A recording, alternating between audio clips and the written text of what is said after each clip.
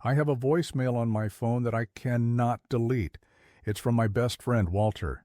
He left it 14 months ago. He said, "Hey, it's me. Nothing important. Just thinking about you. Give me a call when you get a chance." I never called back. 3 weeks later, Walter died in his sleep. He was 80 years old. And that voicemail is the last time I will ever hear his voice. I am 81 now. I have had a year to sit with what I did, what I didn't do. And I understand something I wish I had understood decades ago. I treated a 58-year friendship like it would always be there, like it could wait, like there would always be time to call back. There wasn't. I met Walter in 1946. We were both 5 years old. His family moved into the house 3 doors down from ours on a street in Baltimore. Brick row houses, narrow sidewalks. Everyone knew everyone.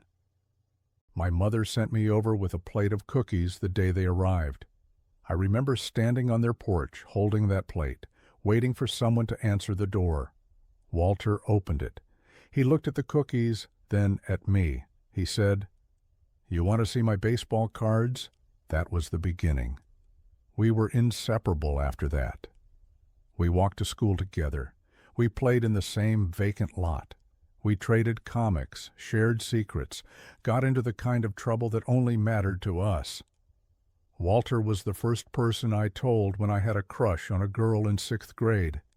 He was the first person I told when my grandfather died. He was the first person I called when I got into college. He was always the first person. I believed, without ever thinking about it, that some people are permanent, that certain friendships are built into the foundation of your life and cannot be removed. Walter was one of those people. He was always going to be there. That's what I believed. I never questioned it. I never thought I had to. We went to different colleges, but we wrote letters. Long, messy letters about girls and classes and what we wanted to do with our lives. He became an engineer. I became a teacher. We ended up in different cities, different jobs, different routines. But we stayed connected. When we were young, we visited each other often. Road trips, holiday gatherings, weekends where we stayed up too late and talked about everything and nothing. When we both got married, our wives became friends too. When we had children, our kids played together at family picnics. Those were full years, busy years, good years, and somewhere in the middle of them, something shifted. Not dramatically, not suddenly, just slowly, like a tide going out. The visits became less frequent. The calls became shorter.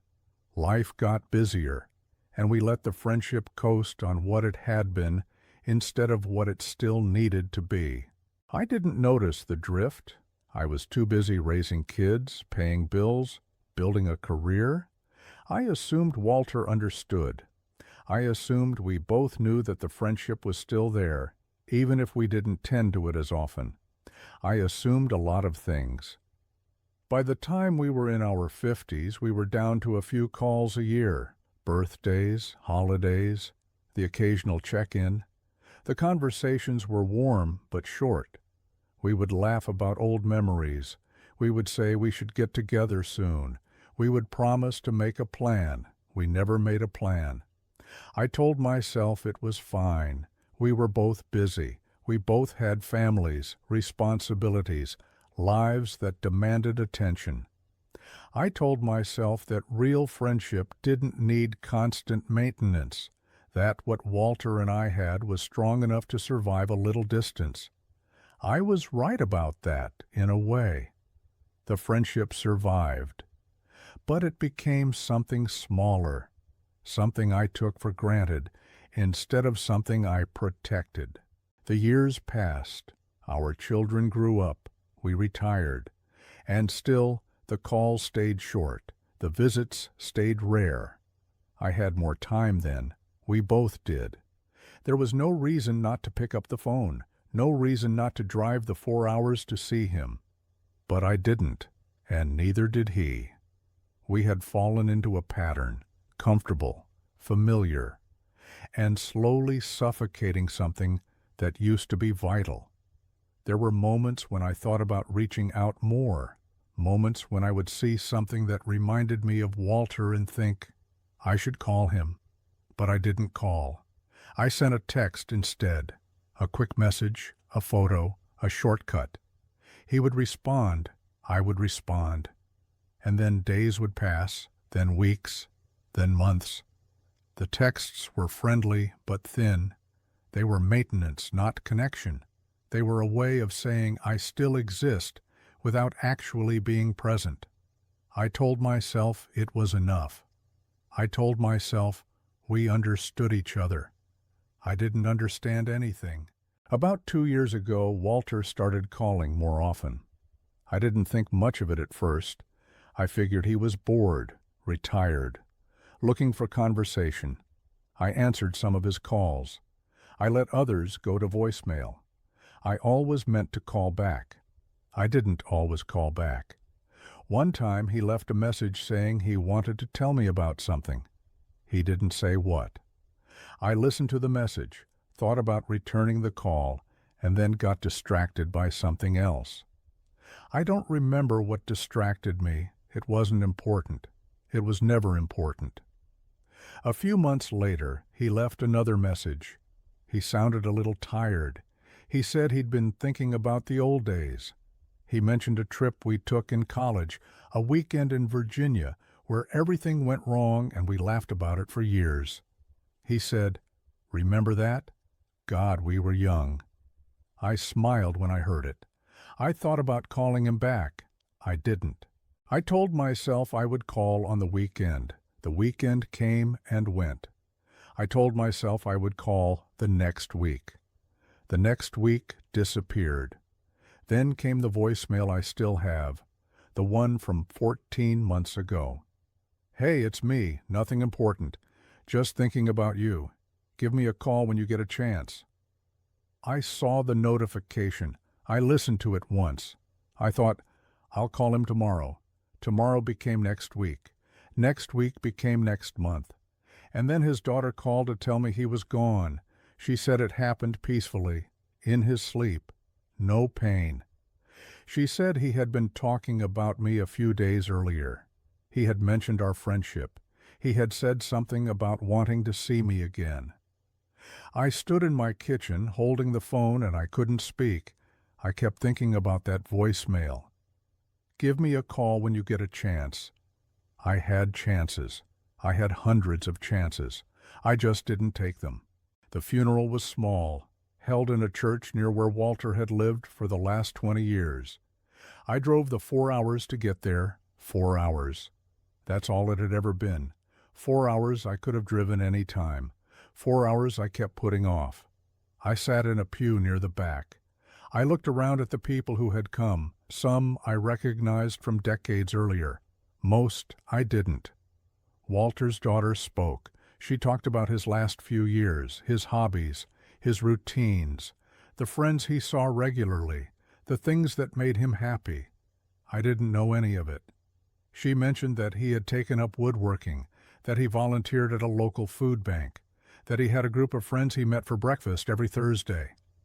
I sat there listening to a life I had missed, a version of Walter I had never known. I thought I knew him. I thought 58 years of friendship meant I understood who he was, but I only knew who he had been. I didn't know who he had become. After the service, I stood by his casket. I didn't know what to say. I just stood there looking at his face, trying to find the boy I had met on that porch in 1946. He wasn't there, just an old man I hadn't seen in too long, an old man I had let slip away. I drove home that night. The house was dark when I arrived. I sat in the kitchen for a long time, not turning on the lights. I thought about all the calls I hadn't returned, all the visits I hadn't made, all the times I had told myself there would be more time. There is never more time.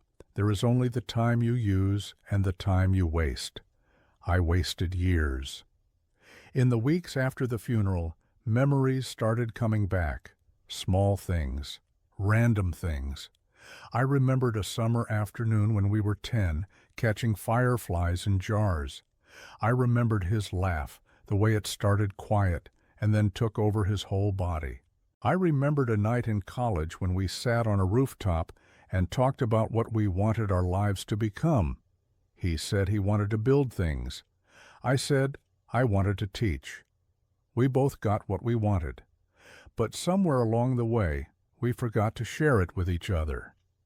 I think about him every day now, not in a dramatic way, just in the quiet moments, when I'm drinking coffee in the morning, when I'm watching the news at night, when I see something that would have made him laugh. I reach for my phone sometimes, forgetting. Then I remember that there's no one to call. That's the strange thing about losing someone. The world keeps going. Your routines keep going. But there's a hole in the middle of everything that nothing can fill. I understand now what I didn't understand before. Friendship isn't something you have. It's something you do. It's not a possession. It's a practice. And I stopped practicing.